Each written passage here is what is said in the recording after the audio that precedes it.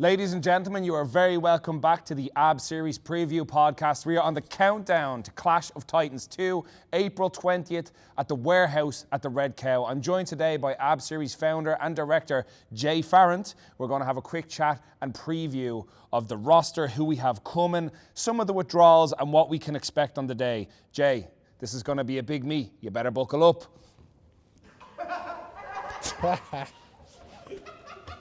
We are locked in, ready to go. Please tell me you can find the hole. Yeah, for once. Excellent. First time straight in, baby. So, Jay, we're bringing it back here. We're keeping it at home. We're going to dress the whole place up. We're going to look as theatrical and as massive and magnanimous as we can make it. It's one of the biggest events in Europe, one of the biggest total competitions presented across the world, not just here in Europe. So for those watching at home, this flight of lifters is going to be decided on total rather than formula as we have at other series. Jay, this is probably one of our most stacked rosters. What was it like trying to get this roster together? Some returning competitors and also some new competitors coming to the platform. I would imagine this is a dream come true for you. Yeah, so it wasn't actually that hard to get the roster because of the success of last year. It was hard to get people back. There's a lot of injuries, obviously big weights, bigger injuries. A few lads were like getting surgeries or, you know, sorting their lives out. So yeah, it wasn't that hard to bring some lads back. And it's just kind of, I don't know, grown into this fucking world-class lineup now. You know, you could have, I think, very likely that we could see a 1100 podium, which has only ever been done once. And yeah, it's still anyone's game. There's like maybe 4 or 5 lads that could, maybe 6 lads that are battling out for podium, which again, that's the fundamental thing of ABS competition. And if I'm not mistaken, since the inception of the series, many athletes have been putting pressure on you to present a total only meet, and you obviously gave in last April, and it was a massive, massive success, some outstanding lifting taking place. This year, as we look closer at the roster, we have Fernando Arias returning. Yeah. We have Nicholas Preez joining the Clash roster. Dave Richardson returns. We've got a pretty stacked lineup. In fact, if I look across the lineup as it looks currently, it looks like we have 6 1,000 kilo plus totals. Looking who's competing on the standards that they've all lifted, many of whom have actually appeared at the series before. How many 1,000 kilo totals do you think we might see on the day? I think we're guaranteed to see 5 or 6, guaranteed. And I think four of the lads have done 1050 plus. Yep, you're correct. So like 1050 is the new 1,000, you know, which is crazy. Yeah. That's in history. I think that's only been done couple of times, and that was big dogs. So yeah, it's mad to think that it's going to be here in Costa del Finglas in a cold warehouse. It'd be warm in April, but yeah, could be the last time we have the Clash in Ireland for a few years as well. I am trying to move it out and get it outside of Dublin. I think that's a big thing for the series though, as it continues to grow. I think it far outgrew this venue a long time ago, but the ABS powerlifting team put on a great show. They managed to transform our gym here, our club, into probably the best powerlifting venue that any club or gym could present. So I am actually quite excited and looking forward to calling the action up in the booth, or potentially down here safely where the stage can't follow me. We're back up in the booth. Yeah, just for space. Yeah, ABS is like Anfield. It's an older. It just has a unique feel to it, where like the modern venues, they just like don't have that same vibe, you know. Whereas here, you come out and it's just everything's on top of you. You got fucking fire all around you. You got people up there looking down on you. The crowd is literally 1.5 meters away. You got people in the tunnel. It's very like claustrophobic. And then obviously the crowd is tiered. So it is even though it's an old fucking warehouse, it's class. Yeah, fit for purpose. Yeah, it's a proper powerlifting venue. And I think that's another thing as well. Like hundreds of thousands, if not millions of kilos have been lifted in this building over the course of the last 4 years that we've been here. And I think people can sense that when they come in. As we look closely then at the roster, Fernando Arias, last year's champion, is returning. He was a bit of a wild card last year. People didn't actually know how he was going to get on with flying in, how he'd get on with the pace of the meets, but he absolutely steamrolled through, had a fantastic day. 417.5 kilo deadlift on his second attempt, which he did lock in. I think he narrowly missed 425 thereabouts, but even so, mammoth performance, and like that, he's keeping things in the Ab Series spirit, and he's talking a bit of trash online with some of the other lifters. I have very high hopes that we're going to see Fernando potentially come in and claim the title again, but then we also have Nicholas Preez, who was only with us recently, coming back to compete in the Clash in a total only meet. He had previously cut weight for the last time he was here to try and win on formula, so I'm very excited to see what he comes in like, being full in his best potential and potentially participating to win on total. Between these two mammoths, if we even look at Fernando Arias and we look at Nicholas Preez, do you think any one person holds a clear advantage? Well, for a start, like the Abs Pro is a completely different animal to Clash. So like the Nicholas we've seen there, he hit the biggest total ever on an Abs platform. I think it was 10:52. Did it power bar, walked out, fast pace, strict judging, in August as well, which people forget. This place is a furnace in August versus April, where it's like, I would say it's perfect conditions, seasonal powerlifting.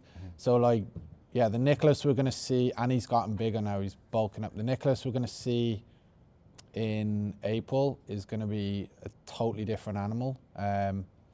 He's already proven that he can fly, I don't know, 20, 30 hours around the world and put on a fucking 1050 total on a power bar. So Fernando then, you know, he's just proved he's a legit, like, world-class powerlifter.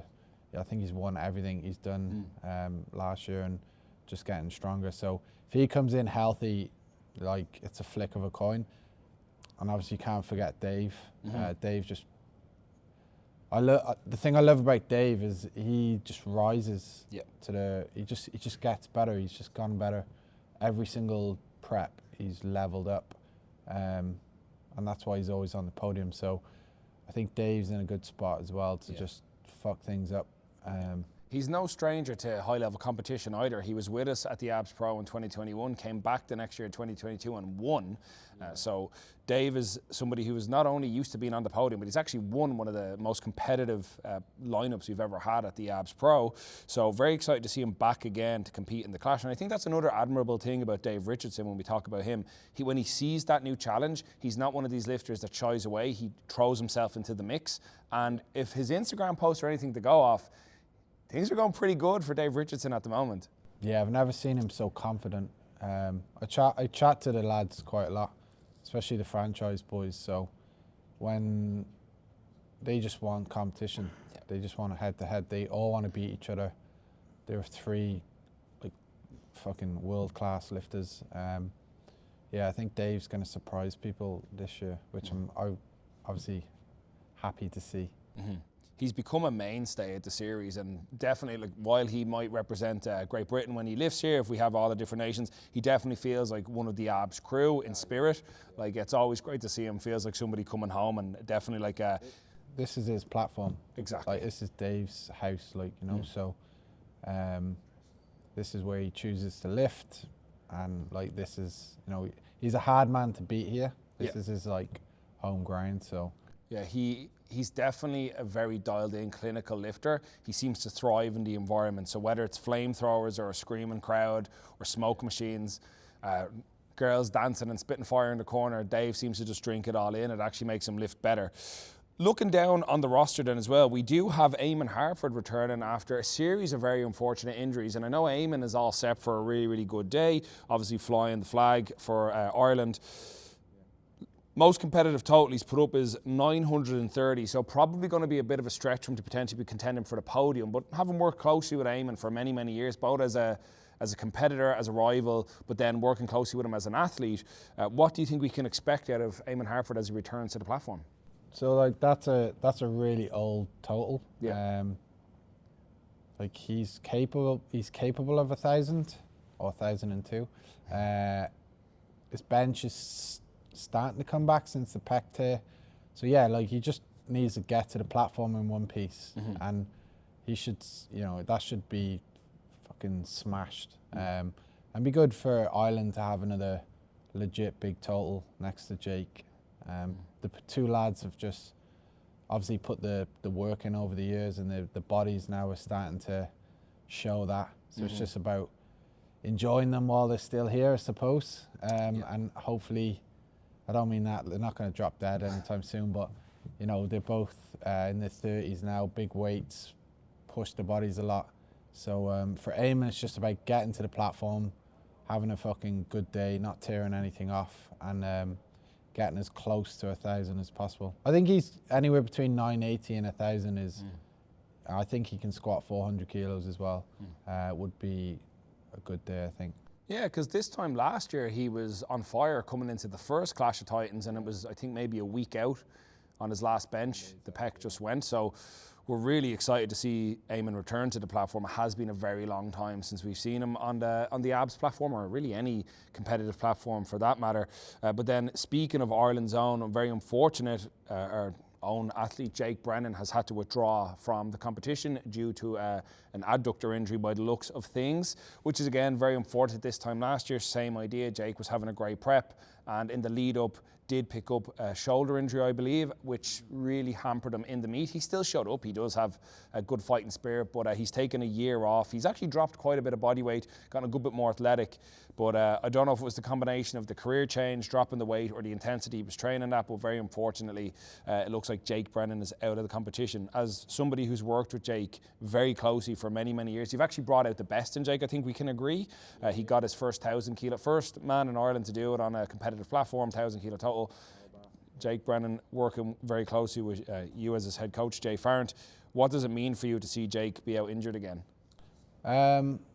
It's obviously disappointing because I just want to fucking get him back to the platform and push on. But I think it could be a blessing because he obviously lost a lot of weight, so his focus was Clash, but pro. We want, even before this prep, this was just almost a stepping stone to get back and fully go for pro. And that's where power bar is where he hit his biggest total, funny enough.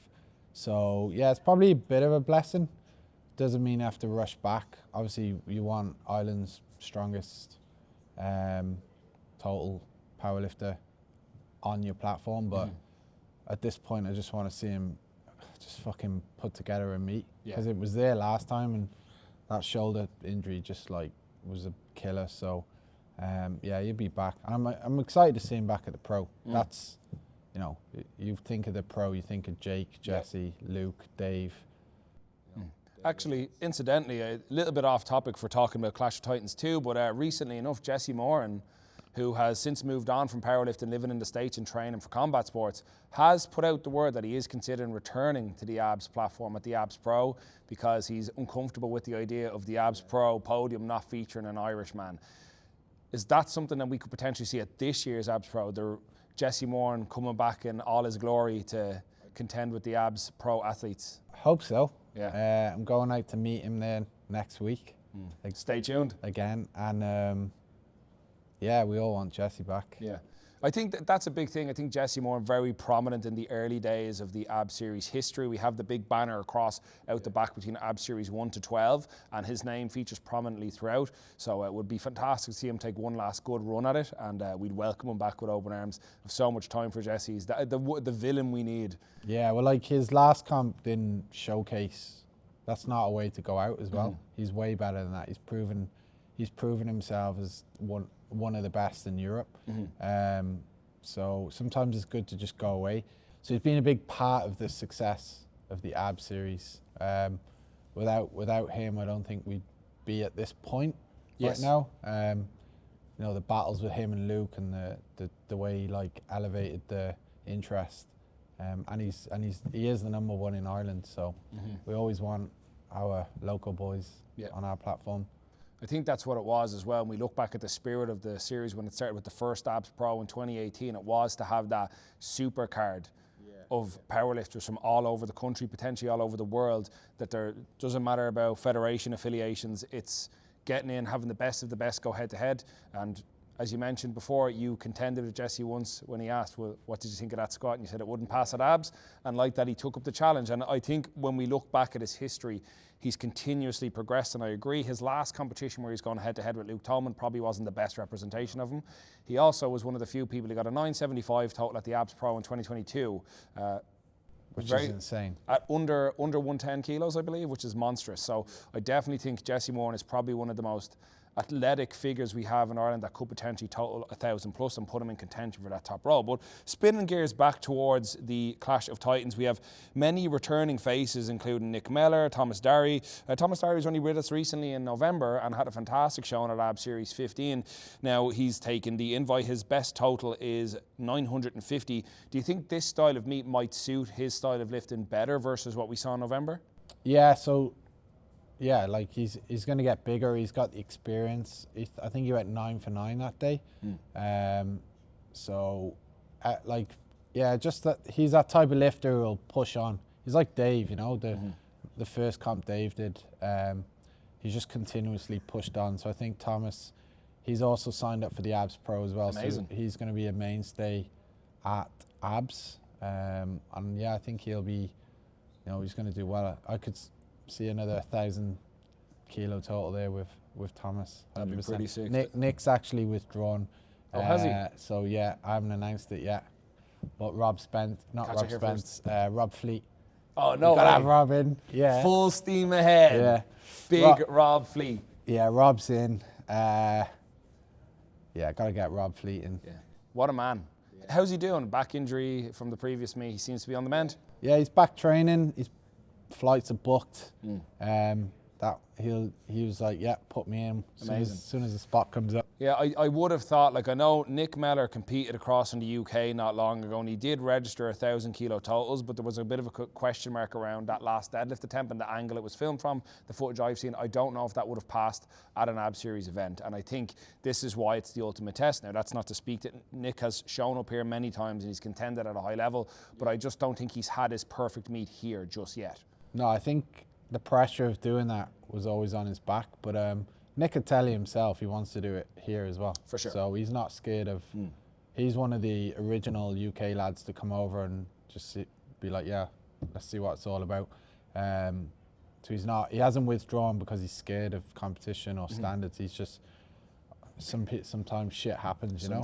As we've seen in the past, we've seen at other competitions, sometimes lifters had to withdraw for things completely unrelated to training, unrelated to injury. Sometimes, again, these are people at the end of the day, they have lives outside of the gym, and these things can impact their ability to compete sometimes. Yeah, so he'll be back. He's already told me he will be back. So yeah, that shit happens, you know. The last thing I want to ask you about then is when we saw the withdrawal of Jake Brennan, we did see a replacement come in, and probably one of the biggest announcements of the competition so far, as this far out. This is huge. We saw the introduction of Dan Bell, who's going to be joining us for the first time on the Abs Series platform.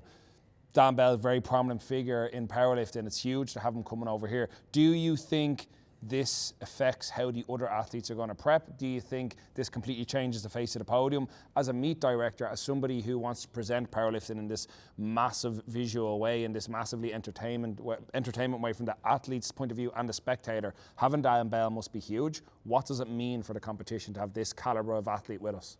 Yeah, so Dan Bell, you know, doesn't really need much explanation. I don't think he's going to run away with it. It's still going to be ultra competitive because the lads have, I think there's 3 lads there who can do 1,100.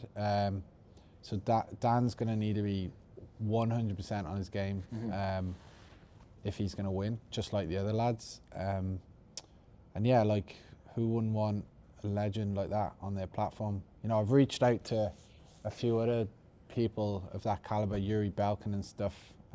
He can't travel at the minute, but yeah, it's an honour to have him on the platform. There are lads, when I broke it to the franchise lads, they were absolutely delighted. So they're not afraid of competition. They all think they can beat him. So, which I believe, you know, anyone can be beaten on this platform. So yeah, they were excited. It just elevates the competition, you know, to have another legend of the sport. You know, Nicholas did it with the Abs Pro, big name. So yeah, that's the goal of this platform, is to make it competitive, not just have people show up and win it on seconds, you know? Yeah, and I think that's kind of the big thing as well. The people that lift at these meets are also fans of the sport. Yeah. So I think it's going to be a big deal for Dave, for Nicholas, for Fernando, not only to say that they're going to be lifting on the same platform as Dan Bell. It would be pretty cool to be able to say, I beat Dan Bell. Yeah, yeah, and they're all capable. And there's, same as other lads on the roster, we always sleep on people. There's going to be, I'd say there'll be one person who just surprises.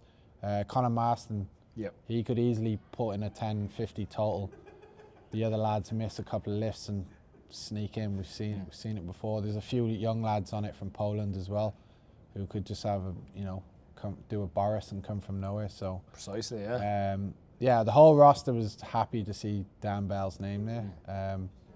And it'd be, you know, it's good to, it's amazing to finally get him over to Europe. I met him a couple of years ago at Ghost, and he's just a good guy. Like, just no notions about himself. Just fucking, he'll fit in well here. Lots of booze and other shit. He'll be in good company. But what an amazing weekend, the lifting. Naturally, we have the full weekend, everything Division 2, Division 1, Pro-Am. It's going to be an absolutely stacked weekend of lifting with the main event of the Clash of Titans 2.